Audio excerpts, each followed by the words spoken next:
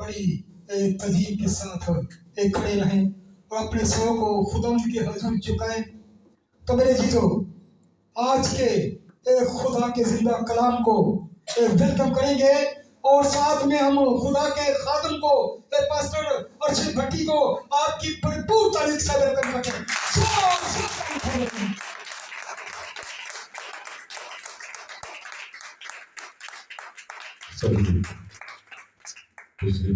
शुक्रिया आपका। आप सबकी सलामती हो। कलाम मुकद्दस में लिखा है, कुर्सी पहला बाब उसकी 12वीं आयत मुबारका में, बाप का शुक्र करते रहो जिसने हमें इस लायक किया कि नूर में मुकद्दसों के साथ मिरास का हिस्सा पाए, और उसी ने हमें तारीकी के कब्जा से छुड़ाकर अपने अजीज बेटे की बादशाही में दाखिल किया, जिसमें हमें मखलसी यानी गुनाहों की माफ़ी हासिल है। वो अनदेखे खुदा की सूरत और तमाम मखलूकात से पहले मौजूद है। सब चीज़ें उसी के वसीला से और उसी के वास्ते पैदा की गई, और कोई भी चीज़ उसके बगैर पैदा नहीं हुई।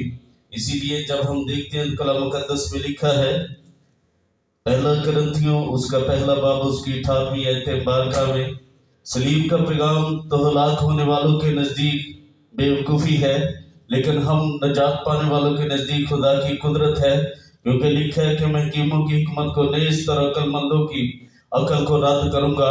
कहाँ का हकीम, कहाँ का फकिया, कहाँ का इस जहान का बहस करने वाला, क्योंकि जब इस दुनिया ने अपनी हिकमत से खुदा को ना जाना तो खुदा को पसंद आया कि इस बेवकूफ़ी की मनादी के वसीला से ईमान लाने वालों को नजात दे। हालेलुया। जब हम कलाम मुकद्दस को पढ़ते हैं तो लिखा है, रब खुदा ने कलाम किया और मशरक से मगरब तक दुनिया को बुलाया। सेऊर से जो खुदा का घर है, खुदा जलवागर हुआ है, उसने अपने लोगों को बुलाया है ताकि सब लोग उसकी परस्तिश, उसकी इबादत, उसकी हमद, उसकी तमजीद करें। हालेलुया। इसलिए कलाम मुकद्दस में लिखा है कि बस जब गवाहों का ऐसा बड़ा बादल हमें घेरे हुए है, तो आओ हम भी हर एक गुनाह और उस बोझ को जो आसानी से हमें उलझा लेता है, दूर करके उस दौड़ में सब्र से दौड़ें जो हमें दरपेश है। हमें कौन सी दौड़ दरपेश है? आज मुझे और आपको जानना है कि हम किस तरफ जा रहे हैं, हम किस तरफ भाग रहे हैं, हमें किस तरह चलना चाहिए, हमें कौन सी रवश अपनानी चाहिए, कौन सा सीधा रास्ता है। इसीलिए कलाम मुकद्दस में लिखा है, यूहन्ना रसूल की मार्फत लिखा गया खुदा का कलाम उसके 8वें बाब उसकी 32वीं आयत मुबारका में लिखा है, बस सच्चाई से वाकिफ हो और सच्चाई तुमको आजाद करेगी। इसीलिए कलाम मुकद्दस में जब हम देखते हैं तो लिखा है, मुकाशफा किताब उसका पहला बाब उसकी 3री आयत मुबारका में लिखा है, इस नबूवत की किताब का पढ़ने वाला और इसके सुनने वाले और जो कुछ इसमें लिखा है इस पर अमल करने वाले मुबारक है। आप मुबारक लोग हैं जो खुदा के कलाम को सुनते हैं, जो खुदा के कलाम को पढ़ते हैं, जो खुदा के कलाम के लिए अपना वक्त निकालते हैं, जो खुदा की हुजूरी में चलते हैं, जो दुल्हन होने के लिए बुलाए गए हैं। ये जो ग्रुप है, ये सबसे अफजल ग्रुप है, जिसे खुदा ने सबसे अफजल दर्जा दे रखा है, जिसे मसीह खुदावंद ने अपनी मिरास में शामिल किया है, जिसे मसीह खुदावंद ने बाहर नहीं ठहराया, बल्कि कहा है कि तुम, ये बाप ने सब इख्तियार, आसमान और जमीन का कुल इख्तियार मुझे दिया है और मैं अपना इख्तियार तुम्हें देता हूँ। जब जिसके लिए मेरा और आपका खुदावंद ये फरमाता है कि मेरे बाप के घर में बहुत से मकान है, अगर ना होते तो मैं तुमसे कह देता, इसलिए मैं जाता हूं ताकि तुम्हारे लिए जगह तैयार करूं। कलाम मुकद्दस में आज का जो हवाला है वो लिखा है, हिजकिय्येल की मार्फत लिखा गया खुदा का कलाम उसका 18वां बाब उसकी पहली आयत मुबारका से मैं पढ़ना चाहूंगा जी आप सबके लिए। बुजुर्ग हिजकिय्येल की मार्फत लिखा गया खुदा का कलाम उसका 18वां बाब उसकी पहली आयत मुबारका, और खुदा उनका कलाम मुझ पर नाजिल हुआ कि तुम इसराइल के मुल्क के हक में क्यों ये मिसल कहते हो कि बाप दादा ने कच्चे अंगूर खाए और औलाद के दांत खट्टे हुए। خدا فرماتا ہے مجھے اپنی یاد کی قسم کہ تم پھر اسرائیل میں یہ مثل نہ کہو گے، دیکھ سب جانیں میری ہیں، جیسی باپ کی جان ویسی ہی بیٹے کی جان بھی میری ہے، جو جان گناہ کرتی ہے وہی مرے گی۔ جب ہم کلام مقدس پر غور کرتے ہیں تو پیدائشی میں جب ہم دیکھتے ہیں، پیدائش کی کتاب میں جب ہم پڑھتے ہیں، مطالعہ کرتے ہیں، تو مقدس کلام میں یہ لکھا ہے کہ بزرگ آدم نے اور اس کی بیوی نے جب گناہ کیا تو خدا نے ان کو اپنی حضوری سے نکال دیا۔ آپ سب اس بات سے بخوبی واقف ہیں، کیونکہ میں جانتا ہوں کہ آپ شروع سے اسٹڈی کرتے ہیں، پڑھتے ہیں، اور آپ کو بتایا گیا ہے، کیونکہ جب ہم دیکھتے ہیں تو ہم شروع سے چرچوں میں جاتے ہیں، خدا کے خادموں سے یہ کلام، یہ میسج سنتے ہیں، تو یہ بات ہے فرما برداری کی اور نافرمانی کی۔ جب ہم دیکھتے ہیں تو کلام مقدس کا آج کا میسج کا عنوان جو ہے وہ ہے گناہ آدم کا اور سزا پوری نسل کو۔ کیوں ایسا کیوں ہے؟ کون جو ہے وہ اس سزا میں شریک ہوتا ہے اور کون باہر ہو جاتا ہے؟ کون فرما برداری میں آ جاتا ہے اور کون جو ہے وہ فرما برداری سے نکل جاتا ہے؟ جب ہم دیکھتے ہیں بائبل مقدس کو غور سے پڑھتے ہیں تو لکھا ہے پاس جس طرح ایک آدمی کے سبب سے گناہ دنیا میں آیا اور گناہ کے سبب سے موت آئی، اور یوں موت سب آدمیوں میں پھیل گئی، اس لیے کہ سب نے گناہ کیا اور خدا کے جلال سے محروم ہوئے۔ رومیو 5 باب اس کی 12ویں آیت مبارکہ میں پڑھ رہا ہوں۔ اور اسی لیے جب ہم آگے پڑھتے ہیں زبور کی کتاب میں تو زبور 52 زبور اس کی 5ویں آیت مبارکہ میں لکھے، دیکھ میں نے بدی میں صورت پکڑی اور گناہ کی حالت میں ماں کے پیٹ میں پڑا۔ کس کی حالت میں؟ میں مروسی گناہ میں شریک ہو گیا کہ جو گناہ میں نے کیا ہی نہیں وہ اس کا میں حقدار ہوا۔ کیا ہوا؟ کہ میں اس گناہ میں شریک ہوا جو میں نے کیا ہی نہیں، جس کا میں نے ارادہ ہی نہیں کیا۔ اسی لیے اس بات کا اظہار ہے کہ دیکھ میں نے بدی میں صورت پکڑی اور گناہ کی حالت میں ماں کے پیٹ میں پڑا۔ گناہ آدم اور حوا نے کیا، لیکن ساری نسل انسانی کو سزا کیوں ہے؟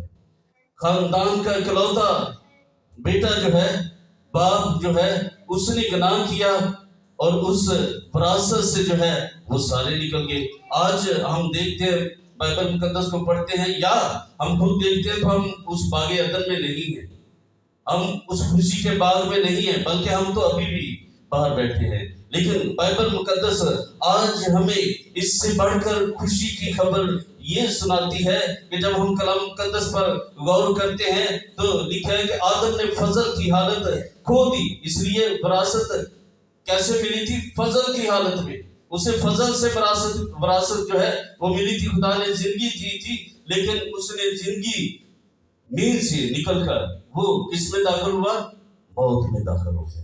زندگی میر سے نکل کر خدا نے اسے زندگی کے لیے بلایا تھا، لیکن جو ابلیس ہے اس کے بہکانے سے، اس کے جو ہے بہکاوے میں آ کر وہ جو ہے وہ جلال سے محروم ہو گیا اور وہ اس گناہ میں داخل ہو گیا جو ابلیس کا پھل ہے، جو ابلیس نے موت کے لیے وہ پھل رکھا تھا تاکہ انسان اسے کھائے اور موت میں میرے ساتھ ہی چلا جائے۔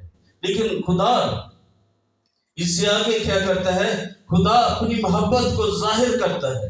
خدا اس کو اسی وقت جب اس نے گناہ کیا تو خدا نے اپنی محبت کا ثبوت دیا۔ خدا نے اسے اس خوشی کے باغ میں سے نکالنا پسند کیا تاکہ جب اسے سچائی کا کلام سنائے، جب اس کی نسل کو سچائی سے واقفیت دے، جب اس کو آزمائش کر کے، جب اس کو ایمان میں پکا کر کے، جب اس کو جو ہے وہ اپنے کلام سے برکت دے کر اس کو اس باغ میں دوبارہ لائے تو پھر شیطان کی جرت نہ ہو کہ وہ اسے باہر نکال سکے۔ ہم دیکھتے ہیں تو خدا نے وہاں بھی اپنی محبت خدا اس طریقے سے کرتا ہے کہ خدا اس کو فوراً جو ہے باغ میں سے، خوشی کے باغ میں سے باہر نکال دیتا ہے۔ کیوں نکال دیتا ہے؟ جب ہم اس بات پر غور کرتے ہیں تو نکالا کیوں؟ رہنے دیتا، وہاں تو خوشیاں تھی، لیکن کیوں؟ کیونکہ وہاں حیات کا درخت بھی تھا، حیات کا درخت بھی تھا۔ انسان جو ہے اگر بزرگ آدم اور اس کی بیوی ناپاکی میں اس کو ہاتھ لگا لیتے تو اس کا مطلب یہ ہوتا کہ ہم اسی گناہ میں، ہم ابلیس کے ساتھ، اس کے پھل کے ساتھ، جس اس گناہ کا پھل کیا ہے؟ موت ہے۔ اس پھل میں ہی ہمیشہ تک زندہ رہنا پسند کریں گے۔ لیکن خدا نے کیا کیا؟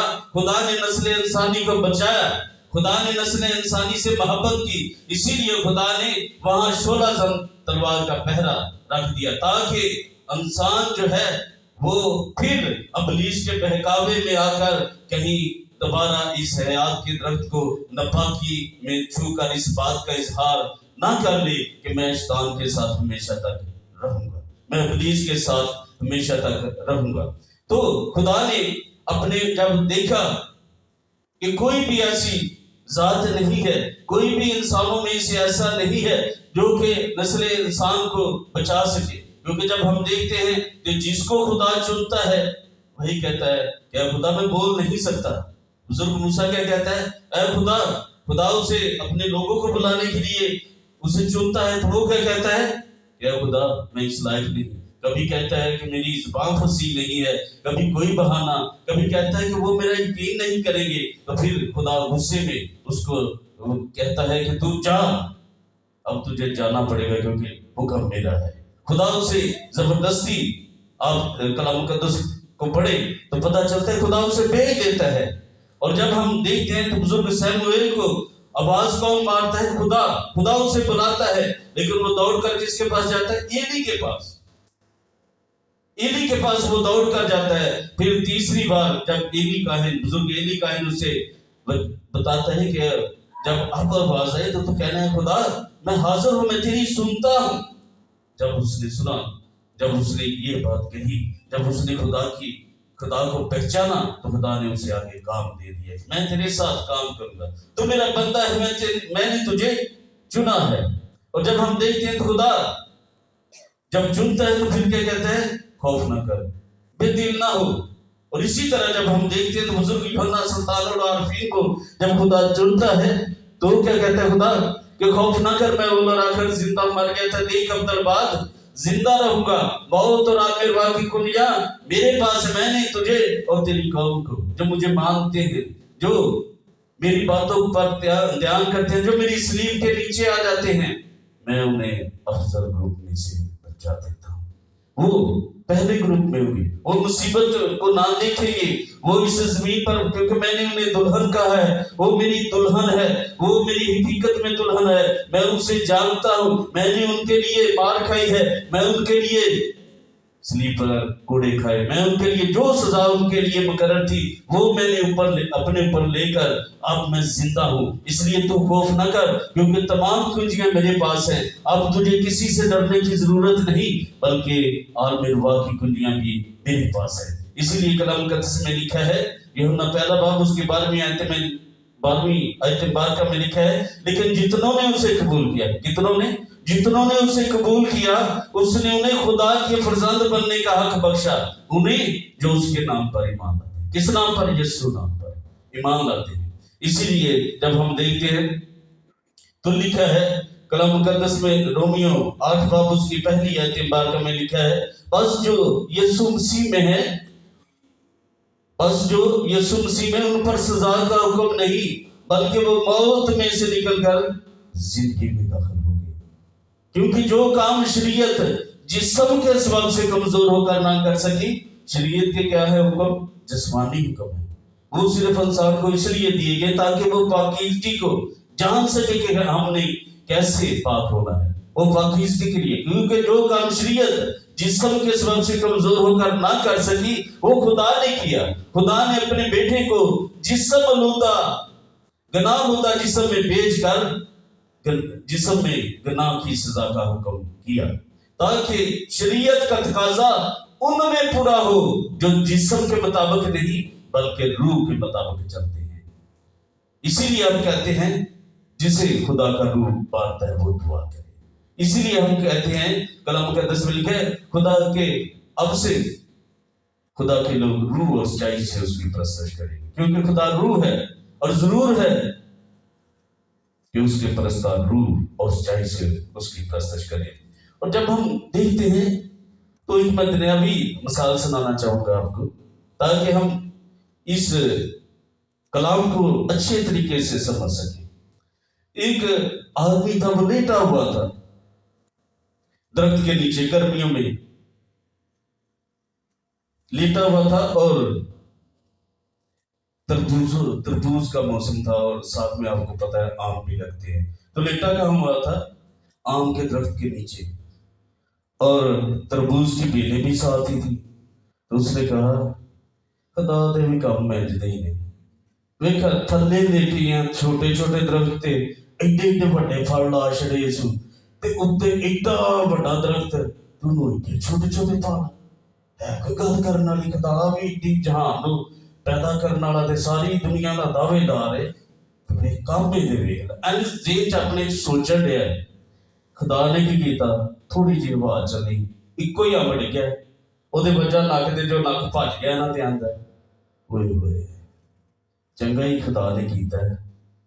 جے او والا پھل اتھے ہوندا، دھوانا اتنے لگا ہوندا تے انہیں تے اج میرا سارا کچھ نہیں سی پھل پھول چھڑنا۔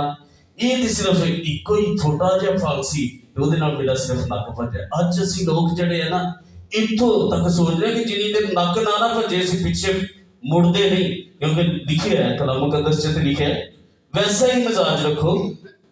فلپیوں دوسرا باب اس دی جو 5ویں آیت ویکھی لکھا ہے، فلپیوں دوسرا باب اس دی 5ویں آیت، ویسا ہی مزاج رکھو جیسا کہ مسیح خداوند کا بھی تھا۔ اس نے اگرچہ خدا کی صورت پر تھا تو بھی خدا کے برابر ہونے کو قبضہ میں رکھنے کی چیز نہ سمجھا، بلکہ اپنے آپ کو خالی کر دیا اور انسانی صورت اختیار کی، اور کیا کیا؟ انسانوں کے مشابہ ہو گیا، اور موت بلکہ صلیبی موت گوارا کی، اور خدا نے بھی اسے سربلند کیا اور وہ نام بخشا جو سب ناموں سے اعلیٰ ہے، تاکہ ہر ایک گھٹنا اس کے آگے جھکے اور خدا باپ کے جلال کے لیے ہر ایک زبان اقرار کرے کہ یسوع مسیح خداوند ہے۔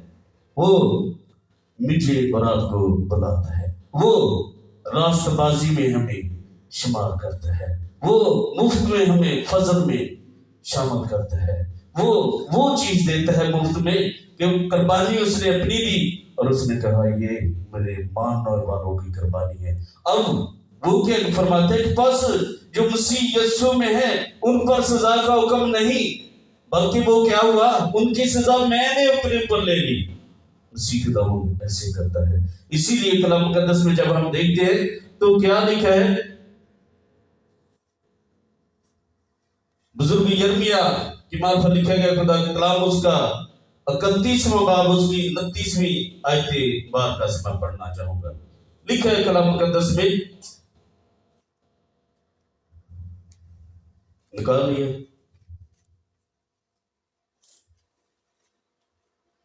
ان ایام میں پھر یوں نہ کہیں گے، 29ویں آیت سے پڑھ رہا ہوں، پھر یوں نہ کہیں گے کہ باپ دادا نے کچے انگور کھائے اور اولاد کے دانت کھٹے ہوئے، کیونکہ ہر ایک اپنی ہی بدکرداری کے سبب سے مرے گا۔ ہر ایک جو کچے انگور کھاتا ہے اسی کے دانت کھٹے ہوں گے۔ دیکھ وہ دن آتے ہیں، خدا فرماتے ہیں، جب میں اسرائیل کے گھرانے اور یہودا کے گھرانے کے ساتھ نیا عہد باندھوں گا جس میں آج ہم سب شامل ہیں، اس عہد کے مطابق نہیں جو میں نے ان کے باپ دادا سے کیا جب میں نے ان کی دستگیری کی تاکہ ان کو ملک مصر سے نکالا ہوں، اور انہوں نے میرے اس عہد کو توڑا اگرچہ میں ان کا مالک تھا۔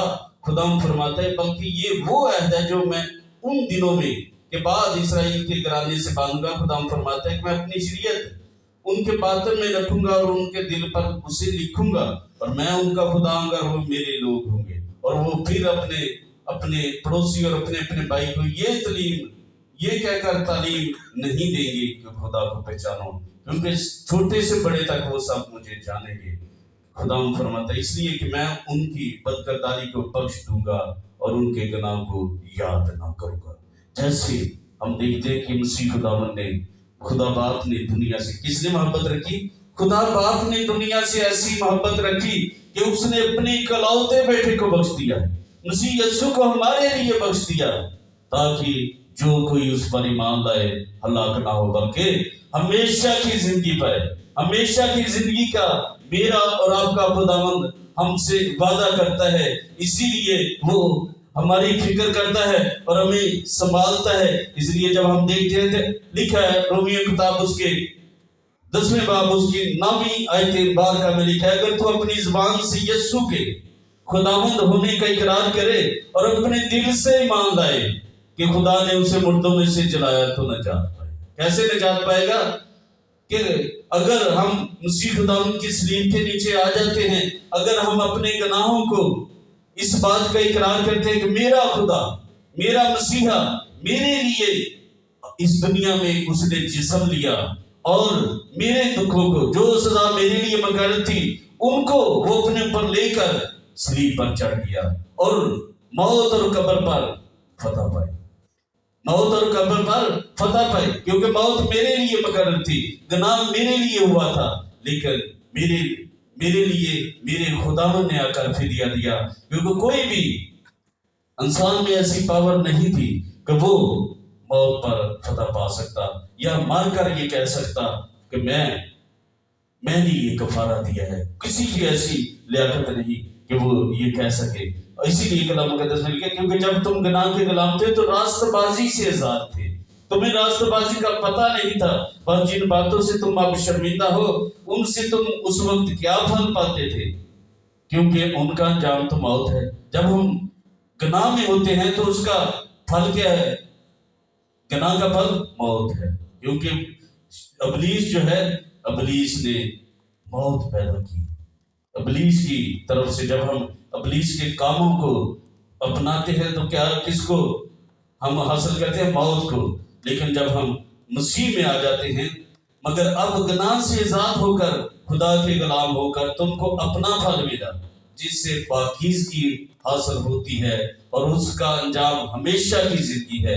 क्योंकि गुनाह की मजदूरी मौत है, मगर खुदा की बख्शिश हमारे खुदावंद मसीह यीशु में हमेशा की जिंदगी है। रोमियो 6 बाब उसकी 20वीं आयत 12 से मैंने पढ़ा है।